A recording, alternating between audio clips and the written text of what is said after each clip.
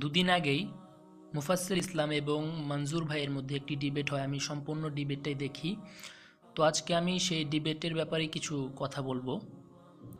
তো ডিবেটের টপিক যেটা ছিল সেটা হচ্ছে ইসলাম সত্য ধর্ম কিনা, এবং তাই মনজুর ভাইকে দেখলাম যে উনি প্রায় হিন্দু, তারপর খ্রিস্টান, অন্যান্য ধর্মগ্রন্থ থেকে রেফারেন্স কালেক্ট করে উনি সেটাকে প্রমাণ করার চেষ্টা করছিলেন।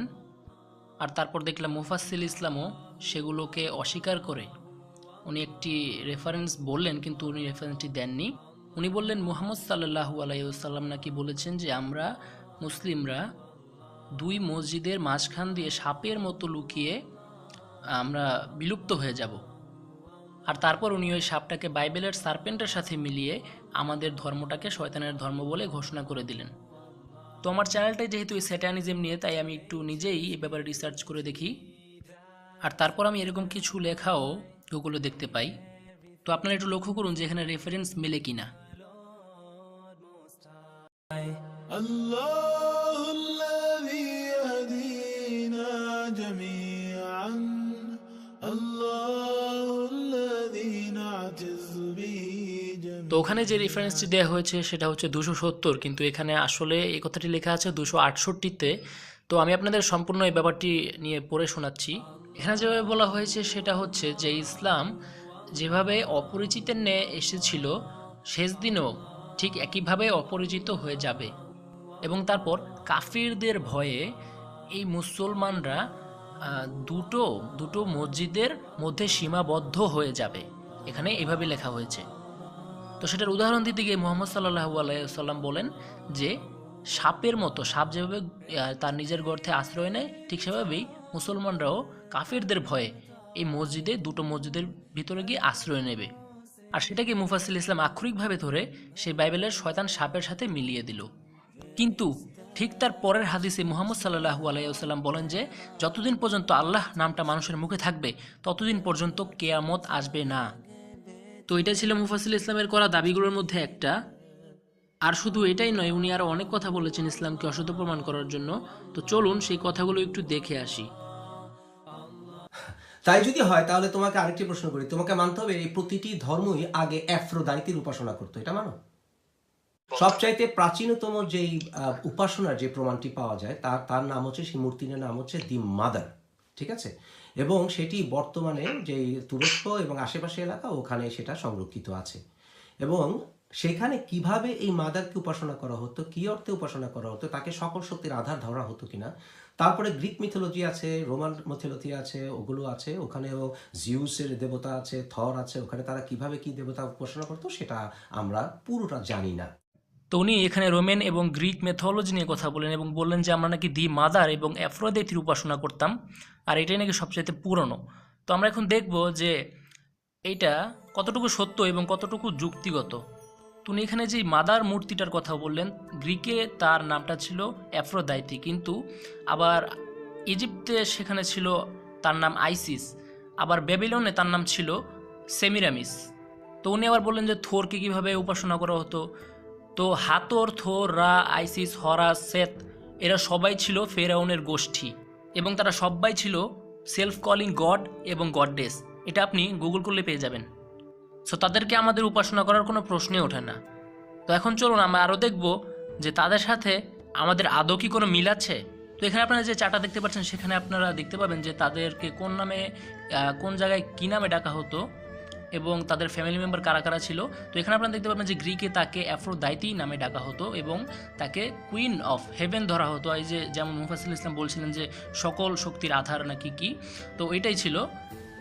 তো উপরে আপনারা দেখবেন যে তার নাম ছিল সেমিরামিস এবং তার হাজব্যান্ড যে ছিল সে হচ্ছে নিমরুদ। হ্যাঁ, এটা সেই নিমরুদ যে নিমরুদকে আমাদের ইব্রাহিম আলাইহিসসালাম উপাসনা করতে অস্বীকার করে দিয়েছিলেন।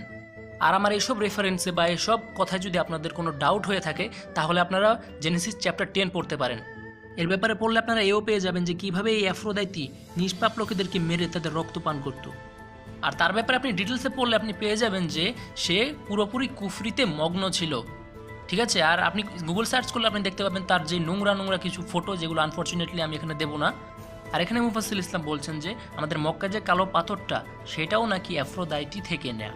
তাহলে আপনি বলুন, সূরা ফিলে যে ঘটনাটি লেখা হয়েছে তারা কেন এটাকে ভাঙার পরিকল্পনা করেছিল। আর তারপর গ্ল্যাব বটকিন নামক একটি লোক, যে এখানে রাশিয়ার, সে আমেরিকাতে চলে যায়। তারপর সে এখানে একটি চার্চ খোলে, যে চার্চের নাম হচ্ছে চার্চ অফ অ্যাফ্রোদাইতি, এবং সেটার একটি সিম্বলও রাখে। আপনারা সিম্বলটার দিকে একটু লক্ষ্য করবেন। যারা ভাবে যে ঈসা আলাইহিস সালাম ক্রসে ঝুলে মারা গিয়েছিলেন, তারা কুফরি করার জন্য এই ক্রসটাকে উল্টো করে ঝোলায়, ঠিক একইভাবে যেমনটা ক্যালিফোর্নিয়ার চার্চ অফ সেটানেও ঝোলানো আছে। আপনারা চাইলে গুগল করে দেখতে পারেন। আর এখানে আরও লেখা আছে যে the Church of Aphrodite is a neopagan religious group. তো এই নিওপ্যাগান কি, এখন সেটা আমি আপনাদেরকে বলবো। তো এখন যে মূল স্যাটানিজমের সোসাইটিগুলো আছে, ইলুমিনাতি, ফ্রিমেসোনারি, তাদের মধ্যে মূল যেই দুটি গ্রুপ আছে সেটি হচ্ছে, একটি হচ্ছে অ্যাথেস্টিক স্যাটানিজম আর একটি হচ্ছে থেস্টিক স্যাটানিজম। তো থেস্টিক স্যাটানিজম কী করে, তারা আল্লাহ এবং শয়তানের দুটোতে বিশ্বাস করে, কিন্তু তারা উপাসনা করে শয়তানের। এবং অ্যাথেস্টিক যারা, তারা হচ্ছে এই যে নিউ প্যাগানিজম আপনারা দেখলেন, এটাও কিন্তু একটি গ্রুপ তাদের। তো তারা কি করে, তারা কিছুতেই বিলিভ করে না, কিন্তু যারা ঈশ্বরের উপাসনা করে তাদেরকে তুচ্ছ তাচ্ছিল্য করে বেড়ায়, যেমনটা এই মুফাসসিল ইসলাম এবং তার সাঙ্গপাঙ্গরা করে। তো এখন এর মানে বুঝলেন, মানে হচ্ছে যখন তাদের কুফরি ধর্মটা না চলে, তখন তার নাস্তিকতার নাম দিয়ে ইসলামকে মিথ্যা প্রমাণ করার চেষ্টা করে। তো এখন আমি আপনাদেরকে নিওপ্যাগানিজমের কিছু সিম্বল দেখাবো। তো স্ক্রিনে যেই ফটোটা দেখতে পাচ্ছেন সেটা হচ্ছে পেন্টাগ্রাম, এটাকে পেন্টাগ্রাম বলা হয়, এবং এটা বেফোমিট, তাদের একটা উপাসনা, এটা বেফোমিট বলা হয়, বেফোমিট গড। তো ওই বেফোমিটের যে মুখ, এই যে এখানে ছাগলের মুখ দেখতে পাচ্ছেন যে নিচে, ওই মুখ দিয়ে এই পেন্টাগ্রামটা আঁকা হয়, এবং এটা দিয়েই তারা ব্ল্যাক ম্যাজিক করে থাকে। তো এইসব দেখলেই বোঝা যায় যে তারা নাস্তিকের নাম দিয়ে হলেও সেই শয়তানের চামচামি করে থাকে। এখন আপনারা যে সিম্বলটা দেখতে পাচ্ছেন, এটা কিন্তু পেন্টাগ্রাম থেকেই নেওয়া। তো এখন আপনারা বলুন যে শয়তানের সাথে কানেক্টিভিটিটা কার বেশি, আমাদের নাকি এই নামধারী মুক্তমনাদের? তো উনি আরও বলেন যে হিন্দু ধর্মে নাকি এই গোষ্ঠী থেকে অনেক দেবদেবী যায়, তারপর পশু পাখি ধরে উপাসনা করে, এটা আমি নিজ থেকে বলছি। তারপর গরু থেকে তারা গরুকে উপাসনা করে। তো এর জন্য কিন্তু আমাদের মুসা আলাইহিস সালামের ঘটনাতে যেতে হবে। মুসা আলাইহিস সালাম এই গরুকে উপাসনা করতে কিন্তু নিষেধ করেছিলেন।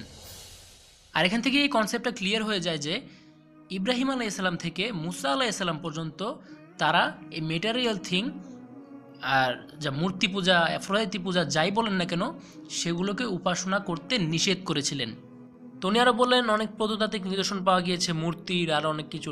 তো আপনি কি সবচেয়ে পুরনো যে দ্য আর্ক অফ নোয়া, তারপরে আছে দ্য ফুটপ্রিন্ট অফ অ্যাডাম আলাইহিস সালাম, এর থেকে আরও কোনো পুক্ত জিনিস আপনি কি দেখাতে পারবেন, বা এগুলো কি আপনি মিথ্যা প্রমাণ করতে পারবেন? তো এখন আমি বলবো মূল কিছু ধর্মের সিমিলারিটিসের ব্যাপারে। তো এগুলো তো জাকির নায়েক অলরেডি কভার করে দিয়েছেন, আর ওনার তো এগুলো, মুফাসসিল ইসলামের তো এগুলো চোখে পড়ে না, তাই কিছু দেখিয়ে দিচ্ছি আমি। তো ঋগ্বেদে যেই কথাটি লেখা আছে মণ্ডল নাম্বার 1, সূক্তা নাম্বার 7 এবং মন্ত্র নাম্বার 10-এ, যে এখানে আসল টেক্সটটা নেই, কিন্তু আমি আসল টেক্সটটা জানি, তাই আমি আসল টেক্সটটা বলছি আপনাদেরকে, যে হে মানব জাতি, তোমাদের ঈশ্বর একটাই। তো এই হয়ে গেল আমাদের লা ইলাহা ইল্লাল্লাহ। তো আমরা যদি আমাদের সূরা ফাতিহার দিকে লক্ষ্য করি, তাহলে আমরা দেখতে পাবো যে এটা তাদের বইতেও আছে। তাদের বেদের যে মূল মন্ত্রটা সেটা হচ্ছে গায়ত্রী মন্ত্র। তো আমরা যেভাবে সূরা ফাতিহা পড়ার পূর্বে ইন দ্য নেম অফ আল্লাহ বলে থাকি, মানে বিসমিল্লাহ, তারাও কিন্তু তাদের সংস্কৃত ভাষাতে এই কথাটি বলে থাকেন। তারপর যদি আপনারা দেখেন যে আমাদের সূরা ফাতিহাতে যেভাবে বলা আছে যে আমরা আল্লাহ তাআলার কাছেই প্রার্থনা করি, তারই সাহায্য চাই, এই কথাটি তাদের মন্ত্রতেও আপনারা পেয়ে যাবেন। আবার বলা আছে যে শয়তানের অনিষ্ট হোক, এই কথাটি কিন্তু তাদের মন্ত্রতেও আছে। মানে হচ্ছে যে হুবহু ওই মন্ত্রটাই আমাদের এই সূরা ফাতিহার সাথে মিলে যাচ্ছে। আর আরেকটি বিষয় হচ্ছে যে তাদের বেদের সবচেয়ে মূল এবং বেদের মা ধরা হয় এই গায়ত্রী মন্ত্রকে। ঠিক একইভাবে আমাদের কোরআনের মা হচ্ছে সূরা ফাতিহা। তো এখন নজর দেব বাইবেলের দিকে। গসপেল অফ লিউক 2 নম্বর অনুচ্ছেদ 21 নম্বর পরিচ্ছেদে বলা আছে যে ঈসা আলাইহিস সালামকে ফেরেশতারা তার নাম রাখার আগে তার খতনা করিয়েছিলেন, মানে আমরা যেটাকে মুসলমানই বলে থাকি। তারপর গসপেল অফ ম্যাথিউ 26 নম্বর অনুচ্ছেদ 39 নম্বর পরিচ্ছেদে বলা আছে যে যীশুখ্রিস্ট একটু এগিয়ে গিয়ে তার মুখটাকে মাটিতে দিয়ে, মানে আমরা যেটাকে সেজদা বলি, ওইভাবে তার ঈশ্বরের কাছে প্রার্থনা করেছিলেন। এরকম অনেক রেফারেন্স আছে যেগুলো বলতে গেলে এখন এই ভিডিওটি অনেক লম্বা হয়ে যাবে, যেটা আমি করতে চাচ্ছি না। তো ভিডিও শেষে আমি একটি কথা বলতে চাইবো যে মুফাসিল ইসলাম কিন্তু রীতিমতো এই মঞ্জুর ভাইকে বিভ্রান্ত করার চেষ্টা করেছিলেন এবং চেয়েছিলেন যে ভালো মন্দকে একসাথে মিলিয়ে এই মানে ইসলামটাকে একদম মিথ্যা প্রমাণ করে দেওয়ার জন্য এবং এটাকে আর কি ঘোল বানিয়ে সবাইকে সে এটা খাওয়াতে চেয়েছিলেন, যেটা মোটেও হবে না। কারণ আল্লাহর রহমতে আমরা যতদিন মুসলমানরা এই পৃথিবীতে আছি, আল্লাহর রহমতে আমরা সেটা হতে দেব না।